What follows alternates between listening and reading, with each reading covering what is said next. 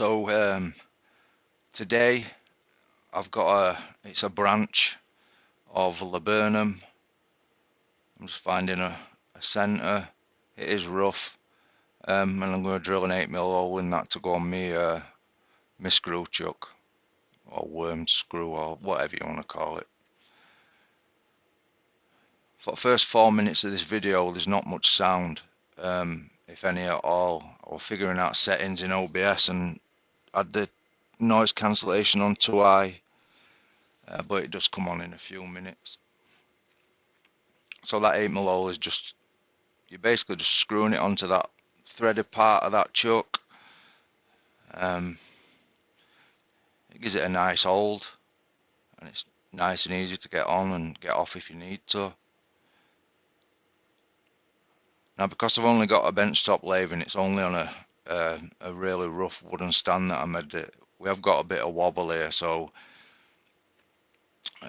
this is about 500 RPM.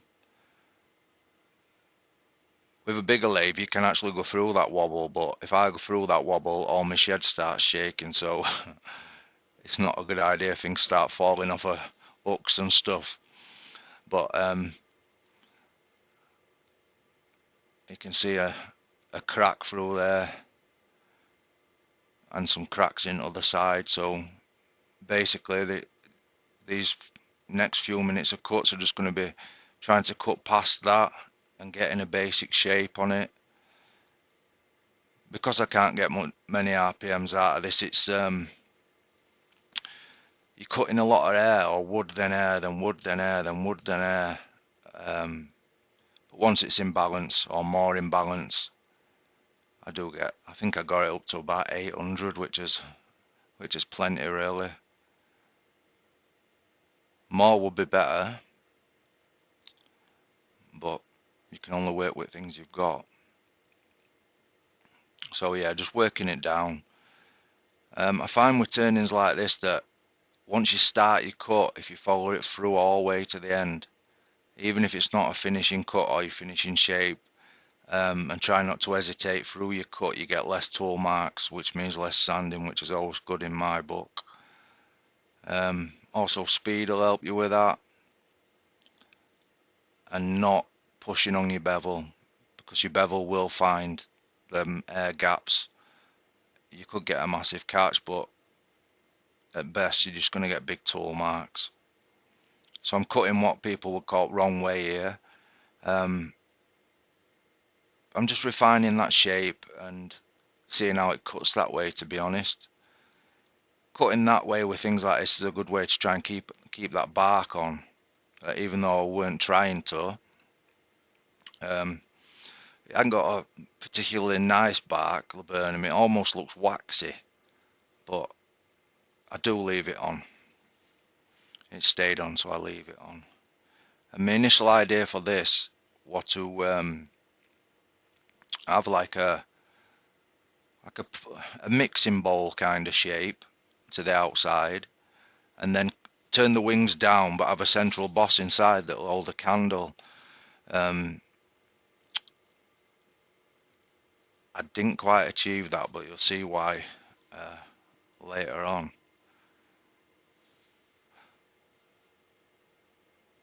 So basically, yeah, just working it down.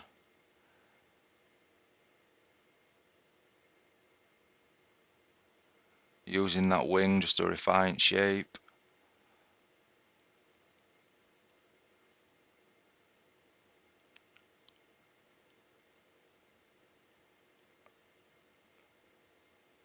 Checking my shape.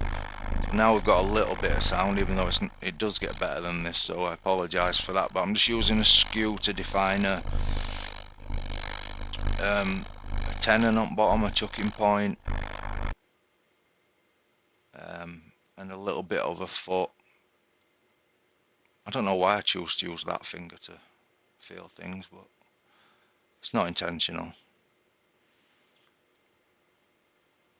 So more refining its shape.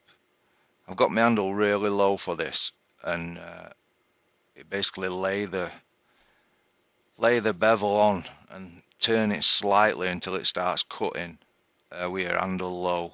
and you do get shavings. I don't know if it's classed as a scrape or what, but it's nice for like a finishing cut if you're struggling other way with a push cut.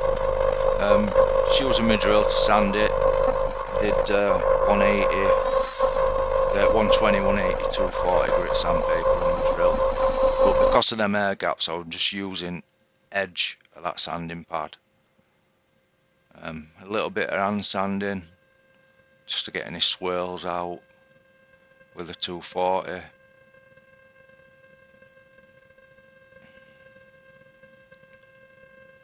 I did end up with a couple of cracks near outer edge. You see them later. So that's just some sanding sealer.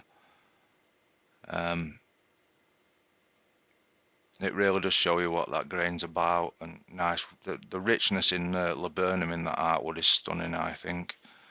And that the creamy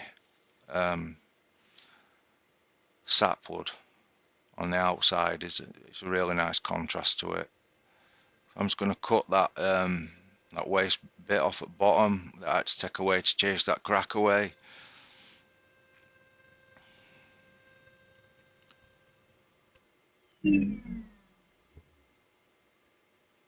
That was just a spaceship landing on my roof, bit sounds of it. So I get that spun round in my chuck. I'm using an Axminster 114 chuck with C jaws. More than enough for this piece. That's running as true as I need it to. Right then, so now we're hollowing. So just removing wood basically.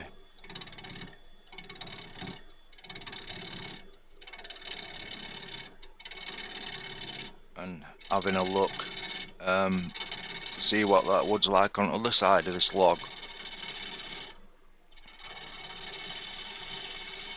It's the only thing with logs, when you've got the centre in the pith, it's potluck really whether you're going to get cracks or not.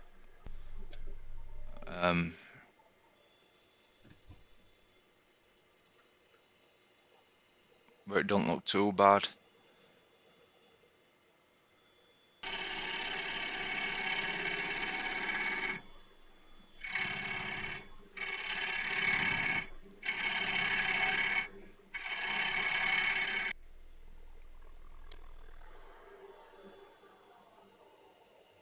And you can probably see here, there's a couple of cracks where my thumb is, over on that left hand side. I was assuming they were stable, but there was still some work to do on sides are not even. So I just going down this wing, get that cut going, and then come in that way, bang.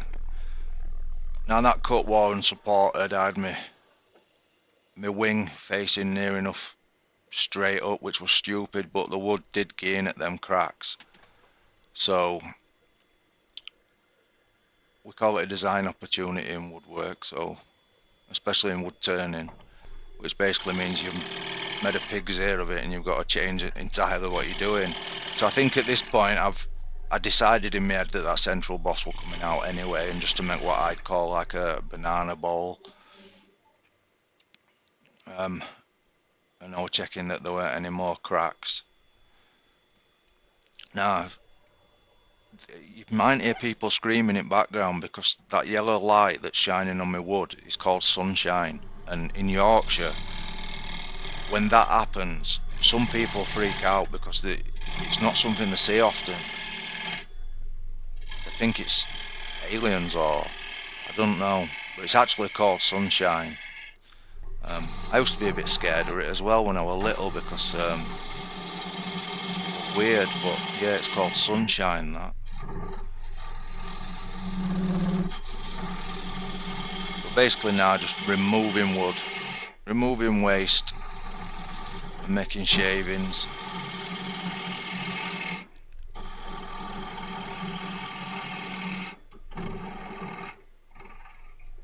Laburnum is really nice wood to cut as well. I think it's dense and hard, but cuts well and it takes a finish really well as well.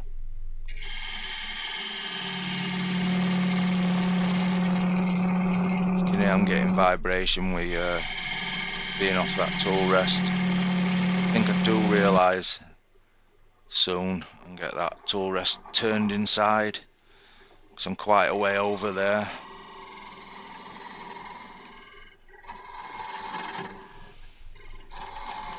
Thank you to everybody that's watching my videos and people that are subscribing and liking.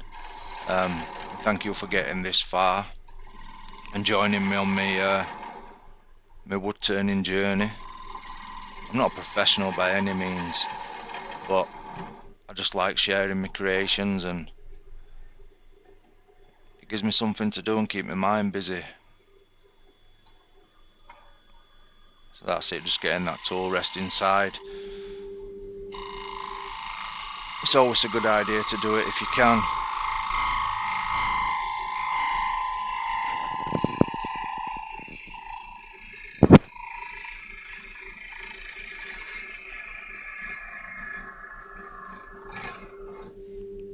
My tool rests are a little bit high there, I think, but we'll get it done.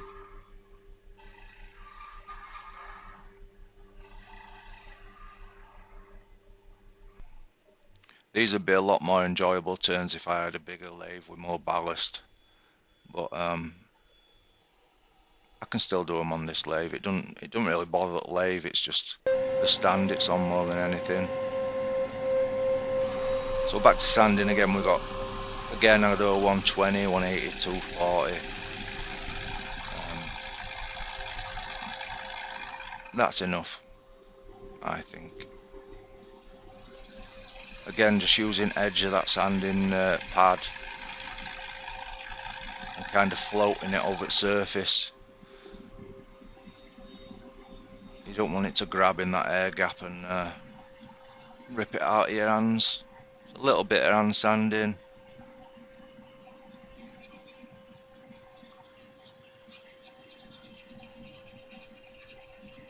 Just to get any swirl marks out.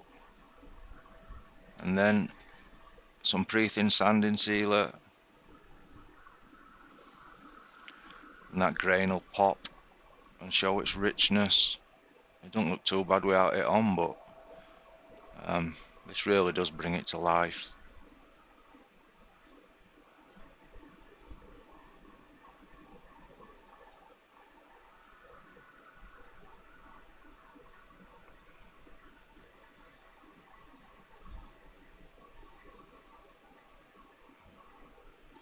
And rub it into that bark as well.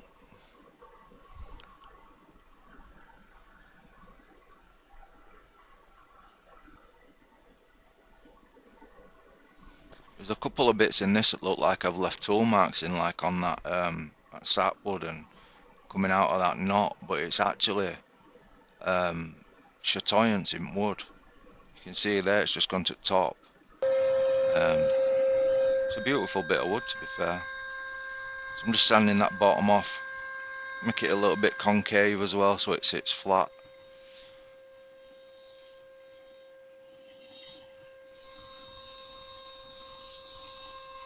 Again, 120 through to 240.